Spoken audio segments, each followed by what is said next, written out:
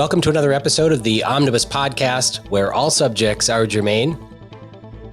I'm your host, Jeremy Munson. I'm joined by Walter Hudson again, and we'll be talking about the governor's executive order mandating vaccines for all state employees, or they will face weekly testing for COVID. We'll also be talking about a new lawsuit filed against the Minnesota State Fair because they are now banning guns, which they kind of unofficially allowed in previous years. And then we're going to dive into a little bit about election fraud, talking about Mike Lindell's election symposium that he had in South Dakota this week, and also talking about some data privacy concerns with Apple announcing that they're going to be scanning your phones looking for photos of child abuse, and they'll be automatically reporting. All this and more on the Omnibus Podcast. Everything comes to the floor in such a hyper-partisan manner. I would argue that it's already in the Constitution. We've overtaxed people. People like to legislate by emotion. It's important to address when the governor oversteps his boundaries. I'll pull up my pocket version here. 1,000-page omnibus bills that nobody knows what's in it. So, Walter, just a few hours ago, the governor, by executive order, mandated vaccines for all state employees, or they face additional protocols like weekly testing, probably changing their job, separating them, maybe making them wear a different color badge at work. I don't know what else is going to happen, but I've got a ton of emails, phone calls, Facebook messages from state employees all across the state concerned. And a large portion of these people that have been messaging me had COVID, and they tested positive for the antibodies. They were sicker than a dog for a week or two. They've went through it. And they're telling me that the antibodies are more effective than the vaccine. Some of them even sell or give away their plasma to help COVID patients, and they can't do that once they get the vaccine. And they're upset. They're kind of saying, where's my union reps? You know, we've messaged the unions and they're not responding, or they're just saying, we've accepted it. Mm-hmm. Yeah, I mean, there's your lesson in what your union's worth and who they really work for. It was never you. You're a state employee. You belong to a union. The union was never there to serve you. It was there to leverage you. It was there to utilize you, to position you for political effect for the Democratic machine in partisan fashion. That has always been its purpose. And deep down, you've known that as a state employee, and you've gone along with that. And so here we are. We've come full circle. And look, I don't say that to say that I have no sympathy whatsoever. Of course I do. This is a horrific violation of individual rights and individual conscience. And it's something that is a precursor to broader mandates. I'm sure another peacetime emergency declaration at some point from Governor Walz. And it's something that should be pushed back against and fought against. And, you know, at the grassroots level, as a member of a union, you're kind of going to have to form a union within a union. You're going to have to end up using some of those union tactics against your own union in order to get them to actually represent you. Well, I certainly It's frustrating to hear from people who are so upset with their employer when the employer is government. I need to draw a little distinction because the Rocks and Cows group in Minnesota, which does a lot of great work, went out and trashed Kristi Noem because Kristi Noem didn't want to get involved in supporting legislation to tell private employers in South Dakota what they can and cannot, ask of their employees. And so they were kind of, saying that she's a rhino and that she's not, standing up for employees in South Dakota. And I went out and kind of defended her and said, look, I believe as a, principled limited government conservative that government shouldn't be telling private employers what they should be, mandating of their employees or what the employment contract should contain for language. I don't even support minimum wage. Like there is no minimum wage. It's just whatever the employee and the employer agree to. Those are the terms. And as a contract employee, most of my last, 15 years, I don't have the same rights that full-time employees have. I negotiate a contract, whatever it is, maybe strange stuff or vacation or whatever. I've had clients that require that I be vaccinated to step in their offices, and I don't have to work there. It's my choice. And in this job market, in this economy, if 3% of the employees say, you know what, no, we're not going to be vaccinated, and they walk off the job or they have to be fired, employers are going to quickly realize they can't lose 3% of their employees or 5% of their employees. They will make changes. So I support the private business's right to do, negotiate contracts with their employees. I don't support government mandating this of employees. And so that's kind of where I draw the distinction. And so I am against this mandate on state employees. And it's been frustrating to kind of watch this unfold today, although many people, thought it was coming. So I must confess that the through line between those two positions is not immediately clear to me. So if it's okay for a private employer to contractually require their employees to take a vaccine, why doesn't the same apply to the state? Because the state is in a different position because they are, I don't know. I treat the state differently as an employer. I do see you're right where people don't have to work for, like I have employees at the state of Minnesota that are state employees that would fall under this mandate. Right. And it wasn't part of the contract with them when they came to work. It didn't say, oh, and we can also change this employment contract later on and require more stuff of you. So I don't think the state should be doing it. And I also think that the state is conflicted because they're in bed with pharmaceutical companies, with, the money coming into the state, all the insurance companies that the state regulates and mandates. I just don't think that the state should be mandating this of employees. Yeah, I mean, so I'll offer a political analysis of what you're experiencing with Kristi Noem and the activists who are attacking her, and then I'll shift over to kind of my personal philosophical view of the situation. My political analysis is that this is the wave of the future. What you're seeing from Rocks and Cows, I don't know if we mentioned them by name, but there it is. What you're seeing from these activists, and I'm seeing it also anecdotally in the work that I'm doing leading up into 2022 and the gubernatorial campaign that is ramping up as we speak.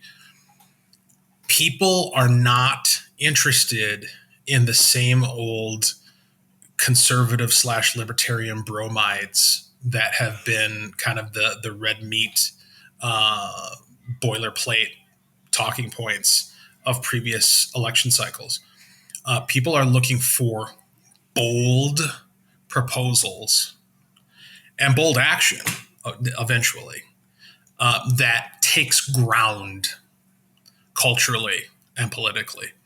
And I don't even think it's necessarily, I think at this point, there's something very Trumpy about what we're seeing where, when Trump said, we're going to build the wall, and it just came down to those three words, we're going to build the wall.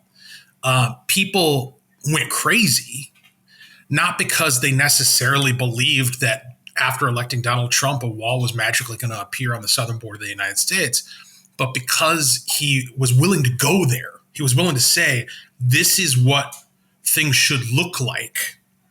And I'm the guy you should support if you agree with that vision. And I think in a similar sense, what people are looking for right now in the state of Minnesota and nationally as well, is they're looking for people who are willing to take bold stances and make bold proposals that may in fact blur the lines between what the more libertarian-minded folks would consider to be private versus public, and be very aggressive with these particularly larger companies and larger employers, the people who have benefited tremendously over the past 2 years from the government's intervention in COVID. And that's just as a political point, as political analysis, I don't think there's going to be much success coming to the defense of Google or coming to the defense of Fairview or Medica or the state of Minnesota or Tim Walz or whoever when they try to move forward with these mandates. People don't have a taste for it. As far as, go ahead. I mean, the difference is that they're saying we don't want government telling us what to do, and then we want government telling us what to do. Like we want, as a small business owner, medium-sized business owner, now you want government to tell me I can't I can't ask this of my employees. If I own a nursing home and I want to, I'm not trying to make excuses for people that are asking for vaccines of their employees. I'm just trying to say, I want limited government. And you can't say no to government saying you have to do, mandatory sick and safe time, mandatory 4 weeks vacation a year. We don't want that. We don't want that. But we do want, employees to not do this and not do that. So I think, and it's hard to parse through the differences and especially to try to separate my own personal views from what I'm perceiving from other people. But what I think you're seeing from other people, from our mutual friends whom you're having a disagreement with, what I think you're seeing is the breakdown in the traditional distinction between public and private, the traditional distinction between government and non-government, and the perception that that distinction doesn't matter because we've crossed a line from the context where you can even make that distinction, which is an actual free market and a democratic republic, the way historically the United States has been organized. We've crossed a point where we're living in functional fascism, which is to say the lines between government and non-government, between corporations and NGOs and government agencies and bureaucracies, administrators, all of that has been blurred to the point where it doesn't even matter anymore. They're all colluding. They're all helping each other out. They all have their hands in the same cookie jar, and they're rowing in the same direction towards the same goal, which is your subjugation as an individual.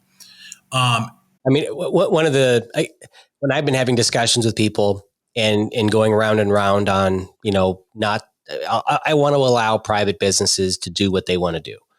But if that business takes money from the government, then it does blur that line. And that's where I would extend, well, if I don't want the state mandating this of their employees, then if you're a private entity, but you take state funding for this or that, then perhaps mandates could extend to you. It's kind of like the farmer situation.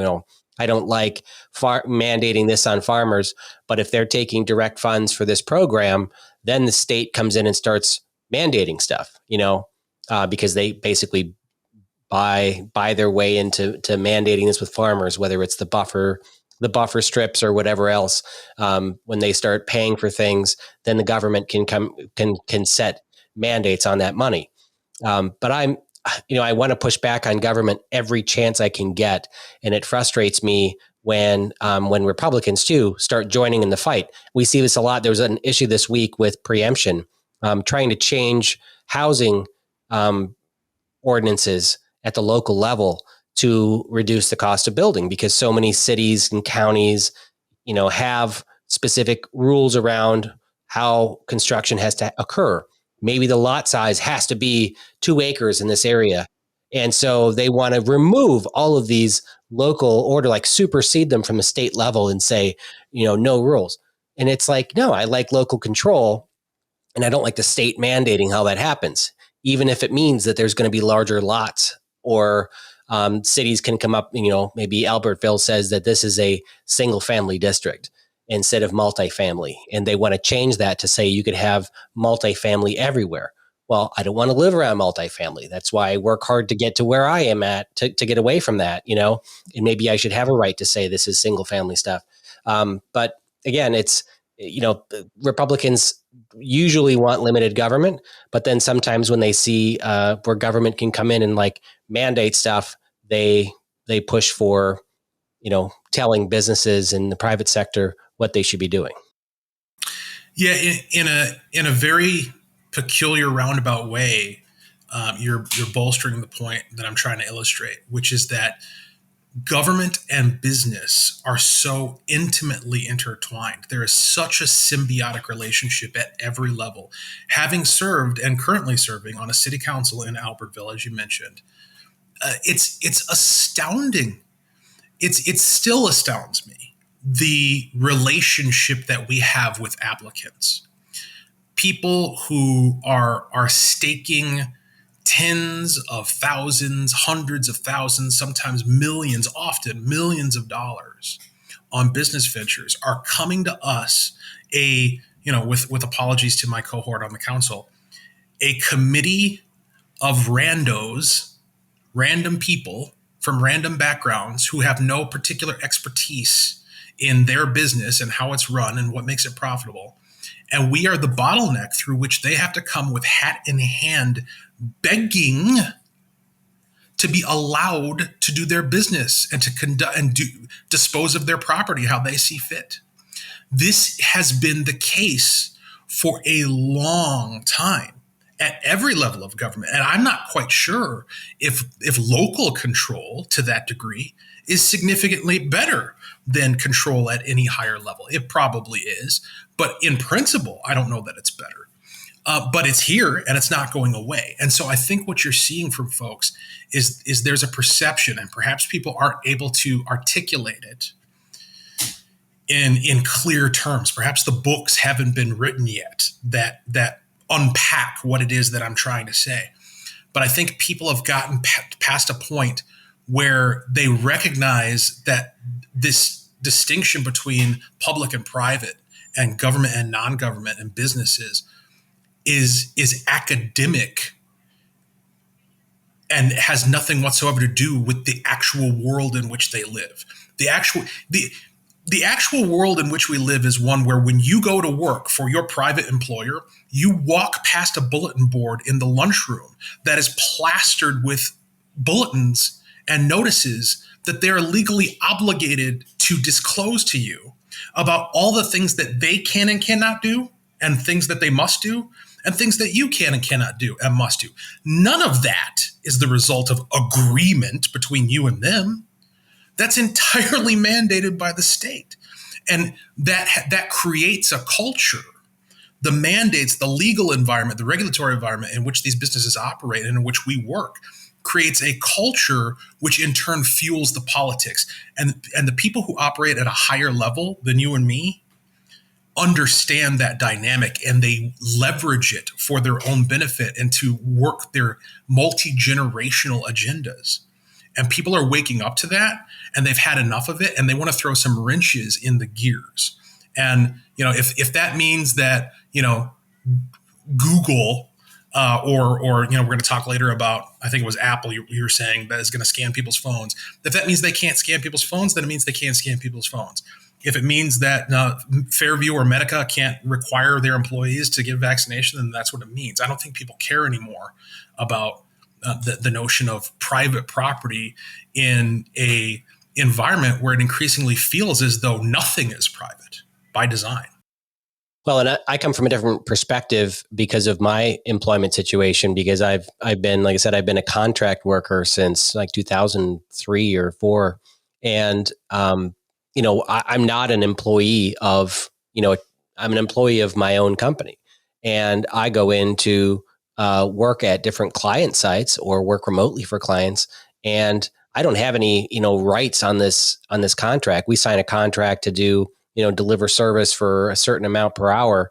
And, when I'm on site working alongside their employees, those bulletin board messages don't apply to me. I don't have, I don't even qualify for unemployment because I'm my own employee. And so it's different. And I think there's a lot of people, I'd probably say 10 or 15% of workers now are in that gig economy that I work in, where you work, for different, you're a contract worker.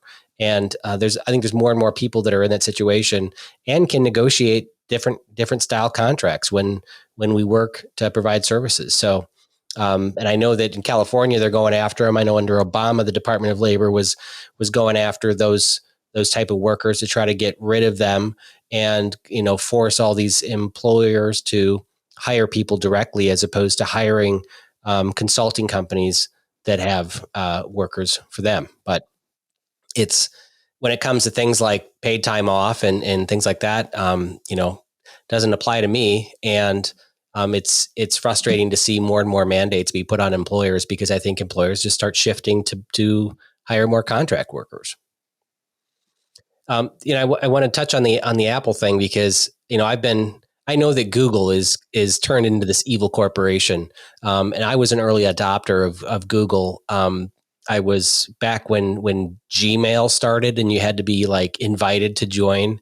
I was invited early and signed up my daughters when they were born and got them good addresses. But I know that they sell my information. It's an agreement. I have a great service with Google. I have, tons of storage and email. I give them every single photograph. And I know that they listen to my conversations on my phone and they market stuff to me that they think I want. And in exchange, I don't have to sit and look at erectile dysfunction medication. I look at stuff that might be of interest to me. And in exchange, they give me their email service. It's an exchange. It's not free. I pay for it with my information, and I understand that. But there comes a point when all companies out there, when Google and Android and Apple and Microsoft all collectively agree under pressure from the government that they need to start looking at photographs on everybody's phone and online albums and storages to look for photos of where children are potentially being abused, and they need to report those to the authorities because government is pressuring them to do that. I take issue with it.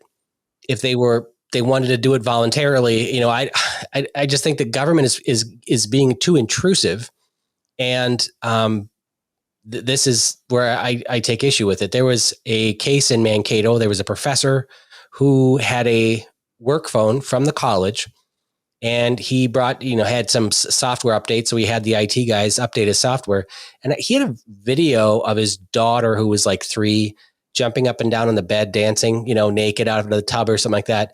And they had to report it as child pornography.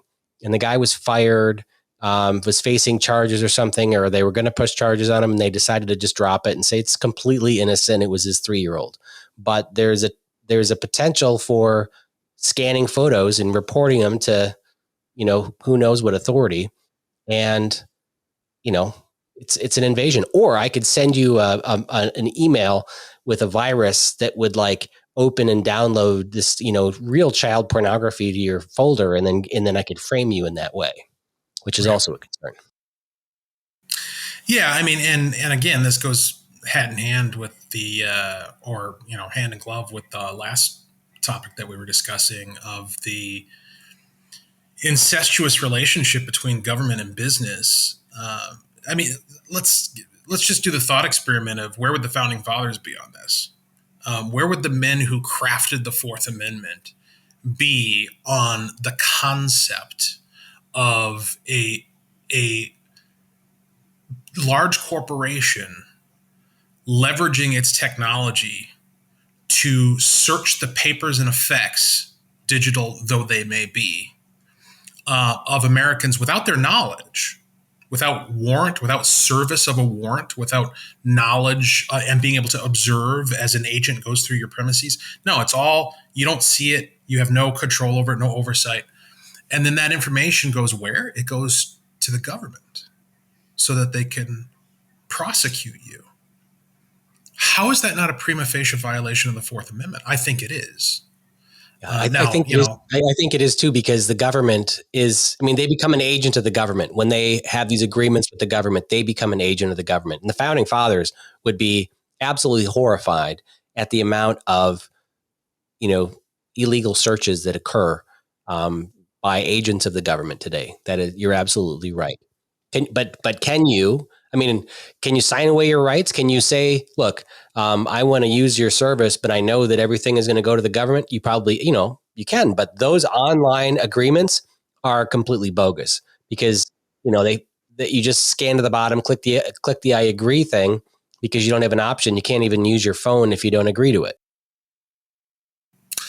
I mean, so let's test the furthest theoretical extremes of libertarian principle. Can you enter a contract to become someone's slave? Can you enter a contract to engage in prostitution in the state of Minnesota? Can an employer require you, as a condition of continued employment, to provide him, her, or people of their choosing with sexual favors? The answers to all of these questions are obviously no. And the fact that they're no tells us that there is indeed a moral line past which consensual agreement may not properly go. There is a line past which the transaction is no longer transactional and is a form of subjugation and humiliation and degradation. And I guess the arguments that we need to have in 2021 going into 2022 is, where is that line? Is it when your employer says you have to take a particular shot, you have to inject an experimental substance into your body as a condition of employment? Is it when Apple tells you that if you want to be able to use your phone in the 21st century, you have to give us carte blanche access to your entire digital life, and we will decide whether or not we're going to act as agents of the government and prosecute you as a criminal for having pictures of your children innocently going about daily tasks, as happened to the gentleman that you referenced? There's a conversation that needs to be had about where that line is. And I think that line is rationally much more restrictive than the current digital Wild West that we're experiencing. Trying to put some thoughts together on how to respond to that.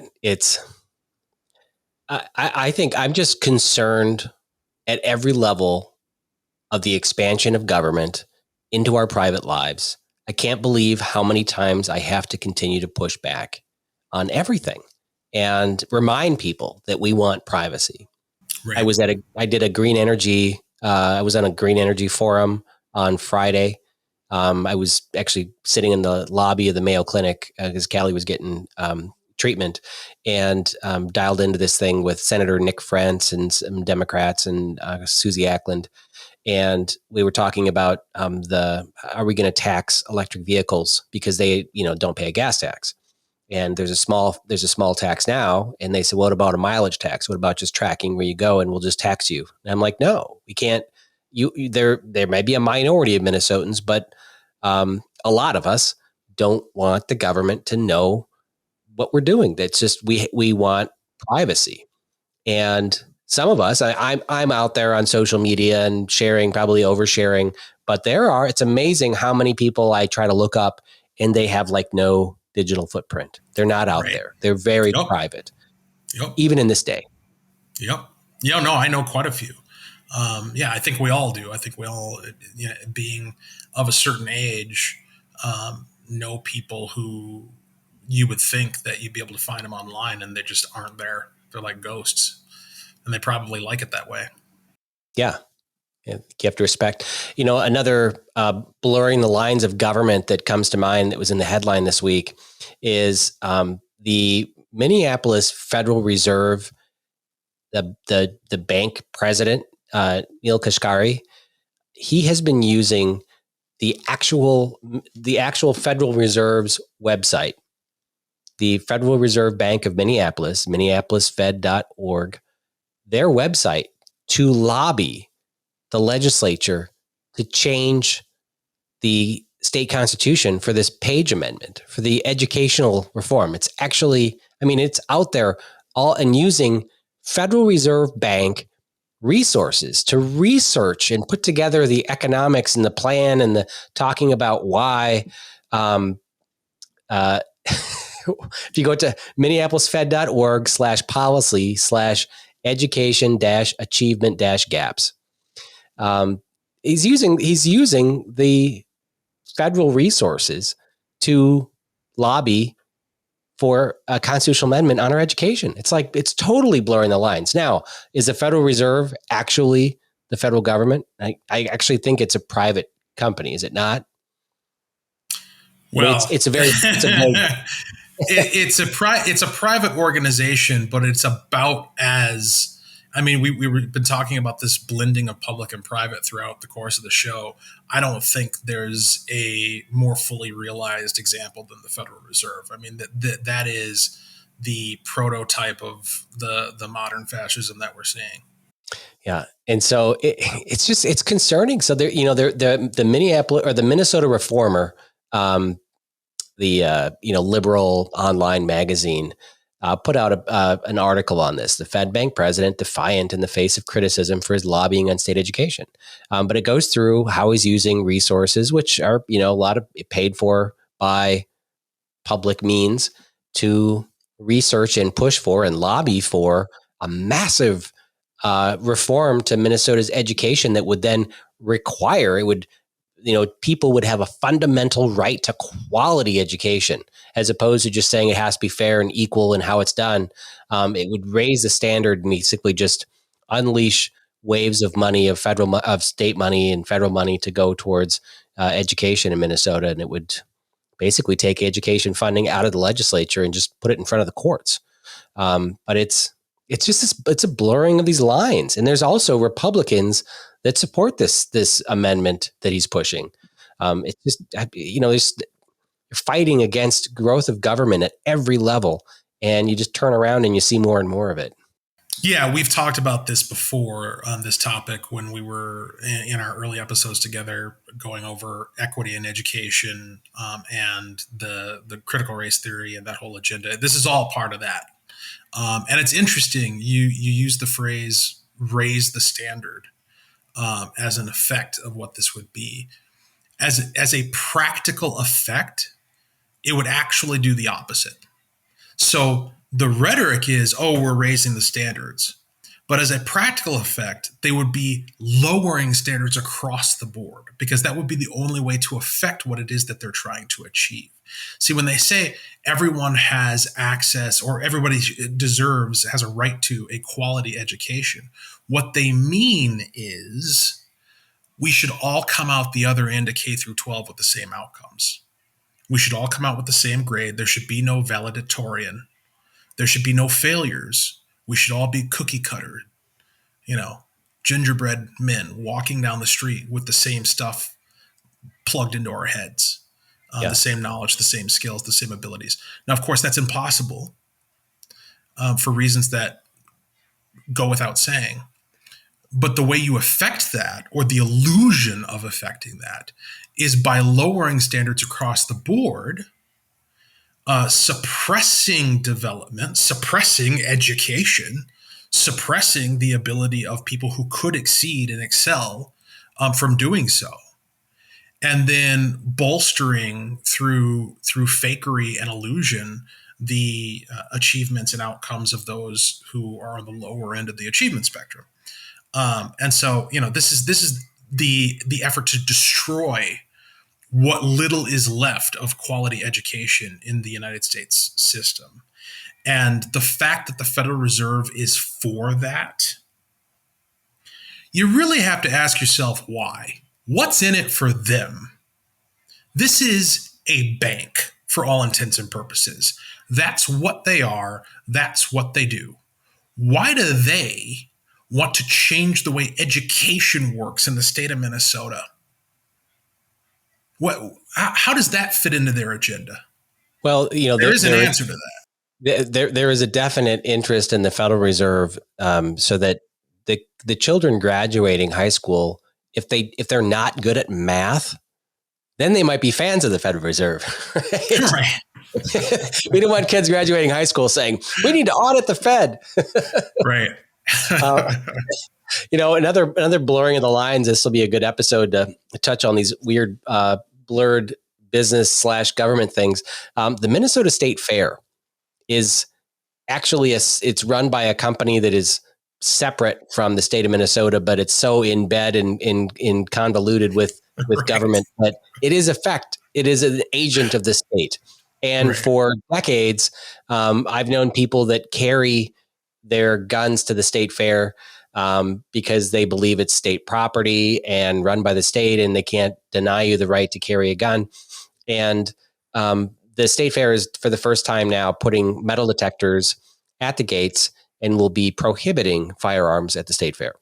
And so now that the ban on firearms has become official, there was a lawsuit filed in Ramsey County by Reverend Tim Christopher and Sarah Cade. Both work with the Minnesota Gun Owners Caucus, and they're both huge Second Amendment supporters, both carry permit holders. And, it's pretty sketchy around the state fair. And it isn't, I've argued that it's not necessarily to have a firearm in the state fair because they do have metal detectors, and if you screen everything, and of course the TSA officers aren't 100% great at this at the airport at preventing guns, but and there's a lot of ways to get guns into the state fair, but for people that work at the state fair and they leave at 10 o'clock at night and they have to walk a mile to go to their car, and we had shootings and people shot, I think last year, a couple of years ago, or a few years ago at the state fair, just outside the gates, right? You're walking through a sketchy area in your, single gal going back to your car by yourself. You need to be able to defend yourself. And unless you can't, you have to be able to bring your gun with you. That is why it's the right to self-defense is so important. That's why I support this. But online, even conservatives, use air quotes there, are, yelling at me, yelling at the Gun Owners Caucus. Why did you bring this up? It looks so horrible. Why would you argue that people should have a gun at the state fair? And they show these pictures where it's super crowded. That's all we want is people carrying guns there. It's like, it's not like everybody's going to carry a gun. And if you knew how many people around you every day are carrying guns and you just don't see them, you would be shocking to a lot of people. Yeah, no, that would have been my first point. Absolutely. I mean, you have no idea who around you is carrying or isn't carrying, even in these so-called gun-free zones. And what you do know is that in an environment like they're trying to create at the state fair, the likelihood is it's not going to get rid of guns there, but the likelihood is going to be significantly higher that the guns that are there for ill purpose. And that if that ill purpose is realized, there's not going to be an appropriate response. Because, these things, when these things develop, they develop in a matter of seconds, and the response needs to be instantaneous.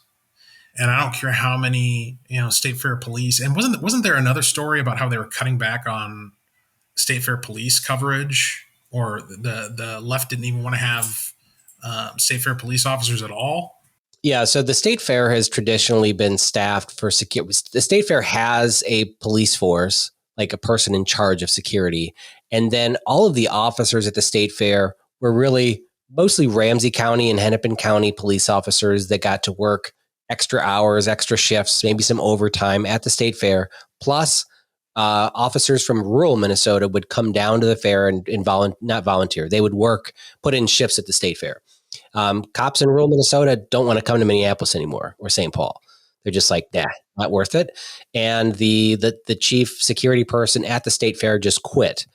And so they don't have a police force anymore. They're going to rely wholly on the Ramsey County Sheriff's Department or the St. Paul Police. I think in Ramsey County, they're going to manage the security.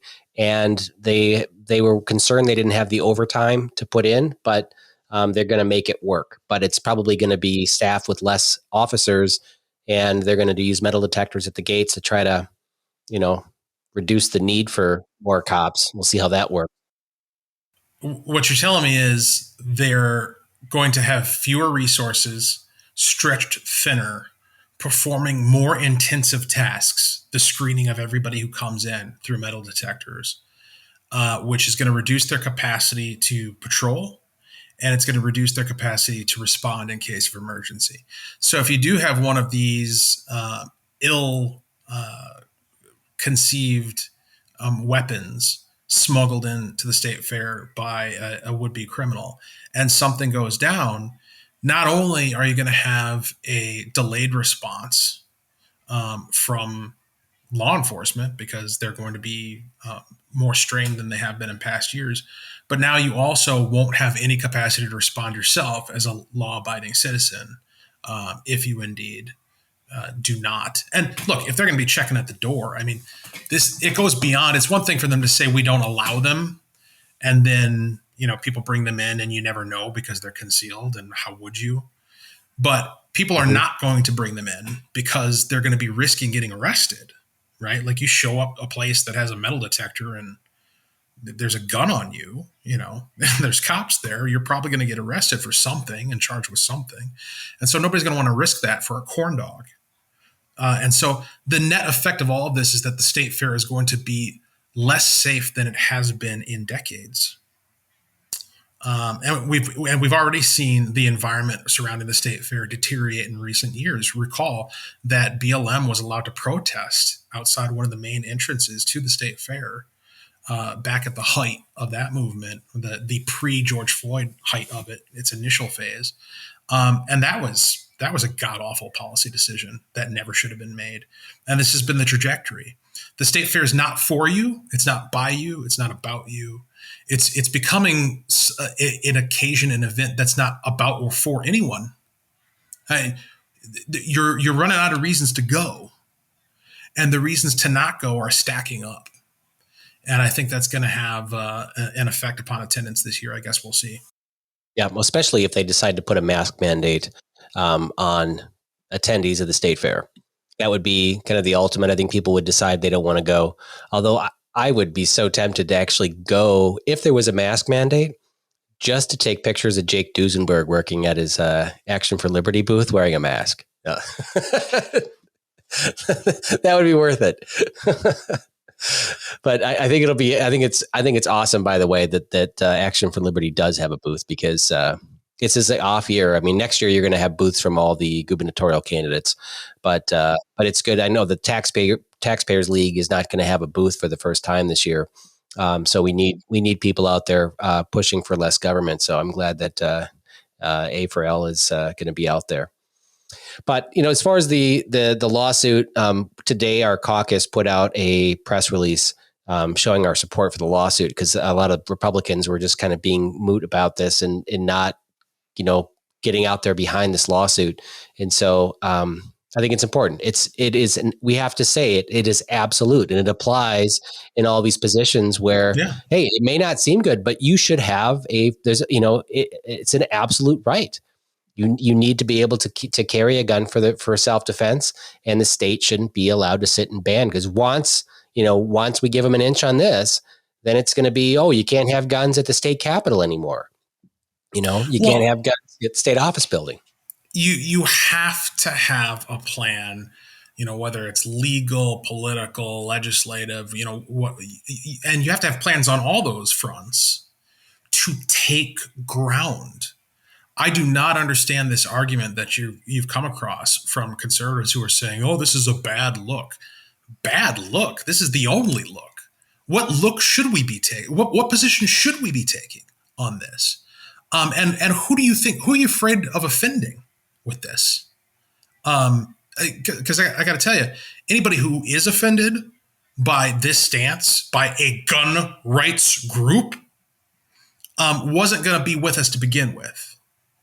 And if we can't stand for the things that the people who are with us stand for, then there's no reason for them to stand with us. I hope that made sense, because that's what we're seeing. Yeah. And some media took to Twitter criticizing the Minnesota Gun Owners Caucus and said, this is the far right wing group. And it's just like the Black Lives Matter and Antifa and the left, and they're going to say extreme things. It's like, no, this is actually pretty mainstream. We are fighting for gun rights. And this, that the state government is violating the law here, and we need to push back. That is what's, and if you want to say it's right wing, it's not. The Minnesota Gun Owners Caucus fights for gun rights, but the head of the Gun Owners Caucus, Brian Strasser, is actually pretty liberal, and he supports the lockdown measures, and he's big. He's a big masker, and he's vaccine mandates and everything else. So he doesn't fight for liberty across the board. He is a great advocate for gun rights, and he's a single issue. That is a single issue group, and they support civil rights. They support civil rights for everybody when it comes to gun rights. Well, I'm going to wrap this session up by talking about what happened in Sioux Falls, or what happened in South Dakota. I don't even know where they are. It's not Sioux Falls. It's probably over in western South Dakota. But Mike Lindell, the MyPillow CEO, had a symposium. I think it's called a technology symposium to talk about cyber symposium. Yeah, it's a cool sounding word. Cyber symposium. It's very boomer-esque, to talk about election fraud. And his idea was to bring a bunch of hackers together with state lawmakers and federal lawmakers and just have like a working session for 3 days where they could look at the data and, come up with, do it collectively online streaming for 72 hours. And then, have a big ball drop where they drop this big, smoking gun. I spent probably, 5 or 6 hours watching some of these presentations. And my takeaway was, the more Mike Lindell spoke, the more it wasn't as interesting. He's outside of his lane when he's talking about the technology, or just really talking about the election fraud. There were some really good experts that he brought to the table that gave good presentations, and a lot of the arguments around election fraud have to do with just statistical improbabilities, right? Just that all of this data, if you look at the data, without looking at the ballots and looking at individually who voted, just looking at the raw data, in the times that they were dumped and the coordination among states and when they shut down and restarted again, it was statistically impossible to have such an odd outcome with the numbers. And if you they looked at the census data from 2010 and the number of people registered and the 87% voter turnout. I mean, it was amazing to look at the charts and the graphs and the data from that perspective. But we need more than that. We need to look deeper into this data, and it's not something you can do live and on the fly while you're streaming it online and having 200 or 300 people in the room all working on it. It's stuff they have to prepare ahead of time and then kind of present it. But did you watch any of this stuff? I have not. It's streaming in another tab as we speak. We're right in the middle of it, but I have heard previews. I've listened to a number of podcasts where Lindell has kind of previewed what was going to be disclosed, and I've heard a presentation by one of his what he describes to be a white hat hacker.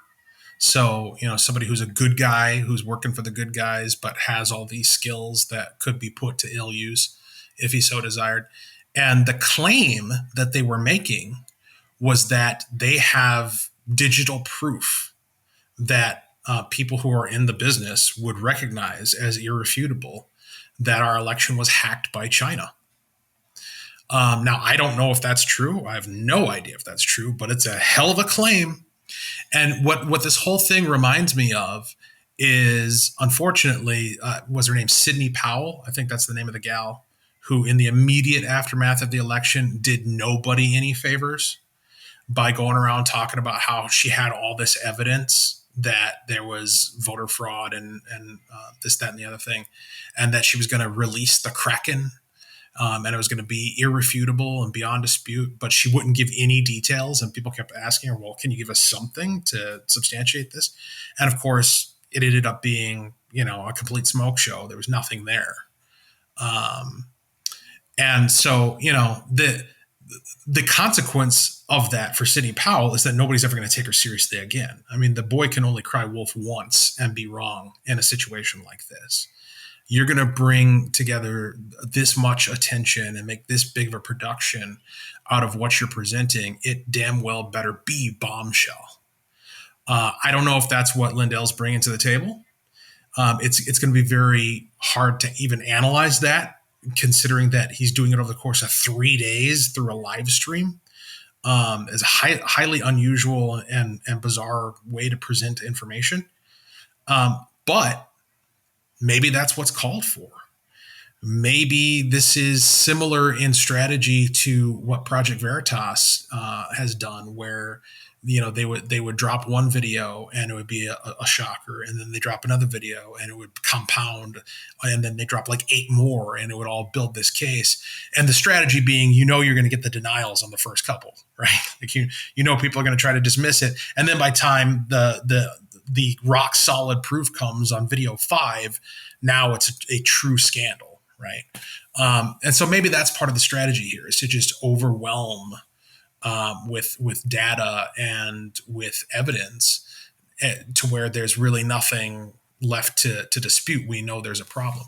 The difficulty here when it comes to the election and electoral issues is that, we talk about it in terms of evidence. Where's the evidence? What's the evidence? You don't have any evidence. But that's not really where the problem lies. The problem doesn't lie in the lack of or presence of evidence.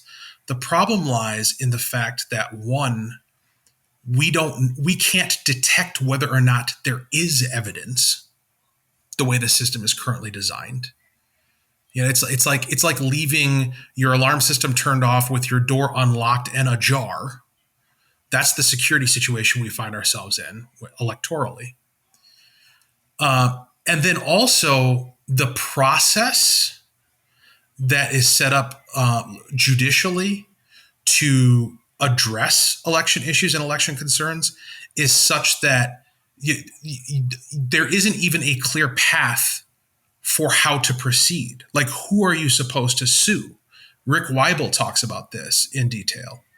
Perhaps we should have him on the show. Of the fact that, one of the big talking points coming out of the 2020 election on the left and the mainstream media was, courts have weighed all this quote unquote evidence and dismissed it and found it wanting. But that's not what happened at all. They never weighed any evidence. They never heard any evidence. They summarily dismissed cases based on technicalities regarding service. In other words, the case wasn't properly brought. It wasn't properly filed.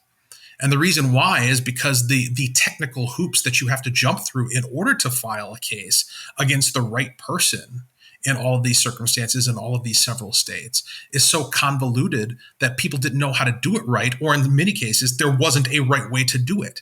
Like, the process doesn't exist to address it. Well, so, that's a problem.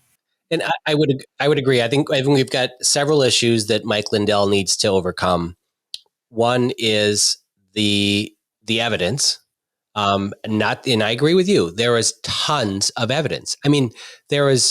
Even in our lawsuit, we had 145 pages of evidence showing election irregularities and fraud in Minnesota. Every witness statement is evidence. That is what evidence is. That's right. And our problem was when there's election fraud, when there's election irregularities, when there's an unlawful election, which was my strong argument, right? When you don't follow the law, it's an unlawful or illegitimate election. You file a lawsuit, but the court actually isn't the correct place, because the courts are going to say you can't file a lawsuit ahead of time because there's no harmed party. Correct. Right? You can say, hey, the Secretary of State isn't following election law. He's violating the law. Arrest him or sue him, and then the courts are going to say, well, there's no harmed party. There's nobody been harmed yet. And then once the election happens, you can file a lawsuit, but what are you going to do? There's no dual. Right. It's happened. And so you didn't have standing, or it wasn't filed in time, because you have to do it in this narrow window between the election and the certification of results, who certifies them? Secretary of State Steve Simon, right? And so we filed a lawsuit and he refused to read it. It was basically, we had to serve him. We got it to him, but he wouldn't acknowledge it in time, which is, was stupid. Ultimately, the legislature is the quote unquote court for elections. That is where ultimately it has to go, is the legislature. And that's why in Congress, on January 6th, when they certified the election results, that effectively was the end. They were the ones that are supposed to hear this. It doesn't go to the courts. It goes to the legislature. And in the state of Minnesota, the state legislature can also be where you're taking cases from the state, because the legislature is the ultimate body that writes the rules around elections. So they're the ones that can basically hear this and vote on whether or not they want to certify the results. And it didn't get to the state legislature. It's something strange. It has to happen so fast, and we don't have allowances for time for this to happen. And the legislature under the U.S. Constitution is the only body that can actually write election law. So we really need to fix this through the legislature, not through the courts.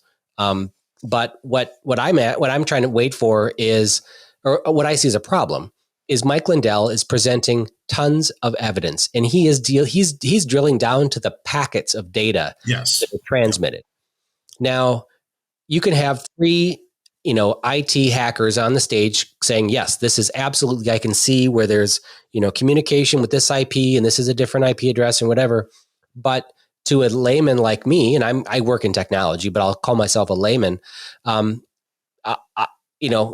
isn't. I have a hard enough time understanding the technology of it, but I look across the legislature and the average age is like 60 some years old. They're not going to understand it. Congress isn't going to understand it. These old justices aren't going to understand it.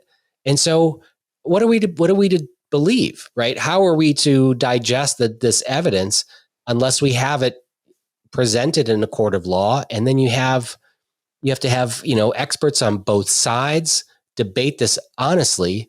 And we have to keep it out of the media, because the media is all against us. So they're going to spin it in a way that they'll talk about the big lie, or they'll just discount it in the media. So it is such a high bar to, dissect the election, to present the evidence in a way that is consumable to the average person. Mike Lindell, I don't think, is the right person to do that. I've watched his 2-hour video that he had on election fraud. He's not the right person to deliver this message. We need somebody from the technology community that can speak well and intelligently to present this information. Mike Lindell kind of gets off on all these sidetracks, goes down these rabbit holes that are not helpful in digesting this.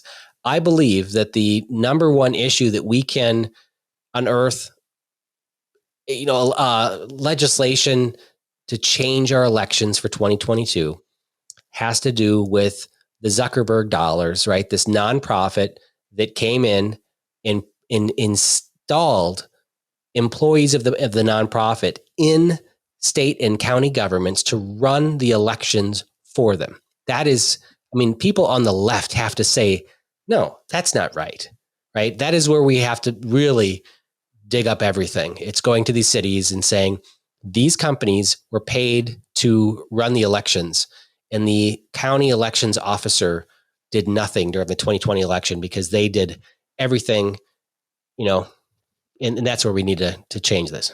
Yeah. If your city decided to hire, I don't know, I'm trying to think of the name of a street gang off the top of my head. For some reason, I'm blanking on one. But if they were the Crips, if your city wanted to hire the Crips to enforce the law, the problem with that would be pretty evident right off the bat, right? You wouldn't have to spend a whole lot of time deliberating whether or not that was a good idea or a proper use of government dollars to defer that sort of responsibility to a private entity that very clearly has its own agenda and is going to proceed unchecked. That's the exact same thing as putting Facebook in charge of our elections. This is not a neutral party. This is not an organization that has nothing vested in the outcome. These are people who we have them on tape, and we have them documenting and putting out there on their social media pages proudly and declaratively their intention to undermine everything you hold dear, to oust Donald Trump, in the 2020 election. That was their goal. They were very clear about it.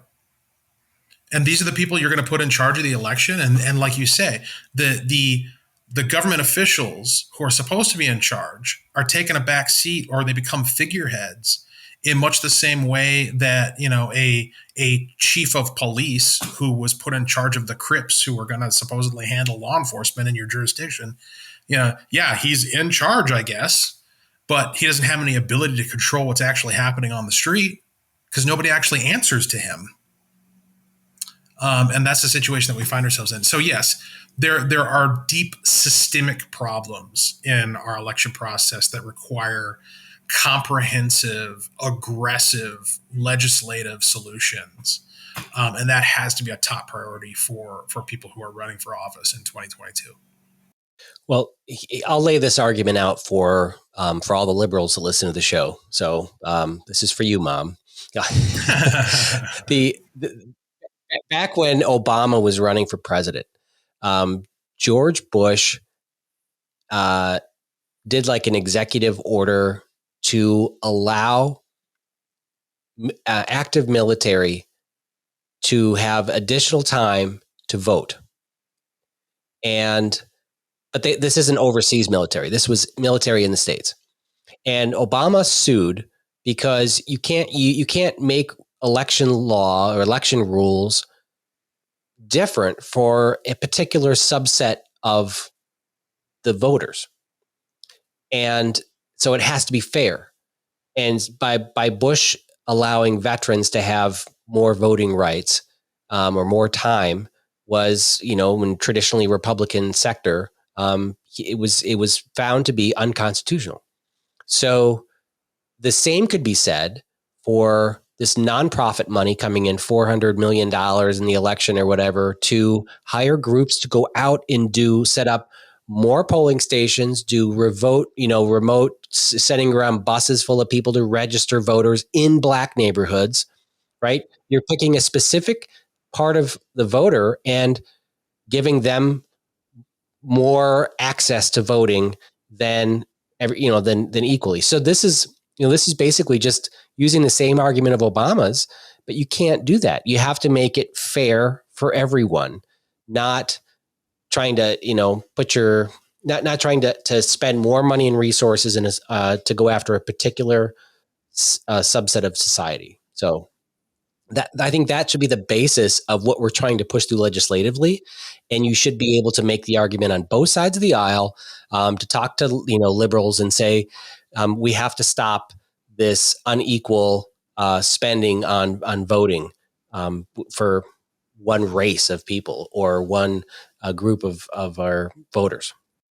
Well, and again, it's the mixing of public and private. And the ironic thing is, as a campaign, you have roadblocks every which way you turn in terms of how you can go out and engage with people individually to try to get them to support you, right? So you can't go down to the polling station and say, hey, vote for me on election day.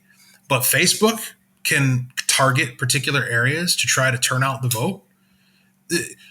Obviously, their goal is the same as yours would be as a campaign going down to the polling place, right? You're trying to affect the outcome of the election. And we're just pretending that we don't know that that's what's going on. Or some people in this process are pretending that they don't know that that's what the goal is and that's what the agenda is. It's so corrupt. It's so deeply corrupt. And, that is why we cannot trip over our own principles in terms of how we apply them. Like, we have to be clear regarding what it means to have a fair election, what it means to have a free election, what it means to treat everybody the same. And I think, unfortunately, we also have to recognize that the courts are not going to be with us on this. The same court that ruled in favor of Obama and against George Bush on the basis that everybody needs to be treated equally, I guarantee you that same judge would rule to affirm, and probably did somewhere in this process, rule to affirm what happened in 2020. The reason why? Critical legal theory. They're not thinking like you and me. They don't actually believe that everybody should be treated equally. They think that the law ought to be applied in such a way as to very specifically and intentionally benefit some groups of people over others. They believe, they've been taught that in the schools that they went to before they became an attorney and then a judge. And this is endemic throughout the judicial culture in the United States and the Western world. The courts are not going to save us on this. We need to as a broader project on the right, we need to be de-emphasizing and suppressing, quite frankly, the power of the judiciary, because it's gotten way too big to the point where it can't be truthfully said that we have a democratic republic that represents the people. How many public initiatives have been overturned by a judge in the United States over the past 2 decades? Gay marriage itself is a clear example of the states were trending in a certain direction, and then all of a sudden, the Supreme Court, the highest power in the land, these 9 people, this Council of Kings, gets to decree what the definition of a fundamental social institution for 350 million people. It's insane. So the power of the court needs to be downsized, but then there also needs to be aggressive legislative action and executive action, quite frankly, taken on the right side of these election issues. You're scaring me with talking about how we need to limit the judiciary, because I feel like I believe that there's activist judges out there. We need to stop appointing activist judges, but the judiciary, I believe, is the one that should be upholding the Constitution, because I don't believe the legislature can do that, and I don't believe the executive branch can focus on limiting power. All sectors of government seem to be expanding. Judicial branch is trying to overstep its boundaries. The legislature I have so little hope in, and the executive branch is frightening both at the state and federal level. So I just want less government everywhere, and I feel like the judicial branch should be the ones that step forward and say, no, that's not constitutional. You can't do it. Let's go back. But we need to find judges who will just simply read the Constitution, interpret it, and stop pushing their activism from the bench. And that starts with not electing Supreme Court justices in Minnesota who were the former Democrat Speaker of the House. My God, you can't be any more partisan than that. Yeah, well, I would like to have public school teachers that taught classical education and focused on critical thinking and knowledge and skills to prepare students to negotiate reality and pursue their happiness and conquer their world. I would love to have teachers who are aligned towards that goal. I'm not going to get them because of how they're grown, how they're developed, where they're taught, and who is teaching them. And the same is true of the judges. We're never going to see a judiciary on this current trajectory, and the trajectory we've seen over the past several decades. We're not going to see judges who are going to limit government. Hell, even at the Supreme Court, all of these conservative darlings, Neil Gorsuch, Brett Kavanaugh, John Roberts, who we all applauded as they were nominated and confirmed under Republican administrations, they've all gone on to participate in abhorrent rulings that make no sense from a legal, constitutional, or a judicial perspective, rational perspective, but they do make sense from a critical legal theory perspective.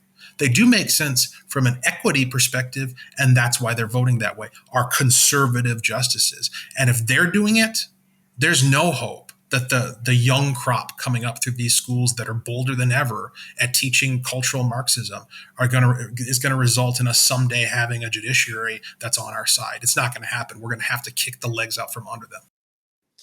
Well, we need to do something. We need to rise up. Senator Rand Paul had a good video this week calling people to action. Just after that, the Senate passed a $1 trillion stupid spending bill, and they're passing $3.5 trillion more. It's scary. There's nowhere to go outside the United States. There's nowhere to run to for freedom and liberty. This is the last holdout, unless we want to just go buy a country and become kings in our own land. We have to fight for freedom and liberty here, and we need to get going. It is It is time. 2022 is coming. I had an election here in my district for a school board where somebody won by 2 votes. There was a mayoral race in one of the Brooklyn Park, I think, or Brooklyn Center, one of the 2 up north, where the mayor won by 1 vote. So we need to fight and take back our state, and it's one election at a time. I can only hope, for my own amusement, that candidate who lost that election by 1 vote, that his or her spouse didn't show up, and that's the reason. And I did a post on it because it was the guy who lost. His name is Holly's Winston.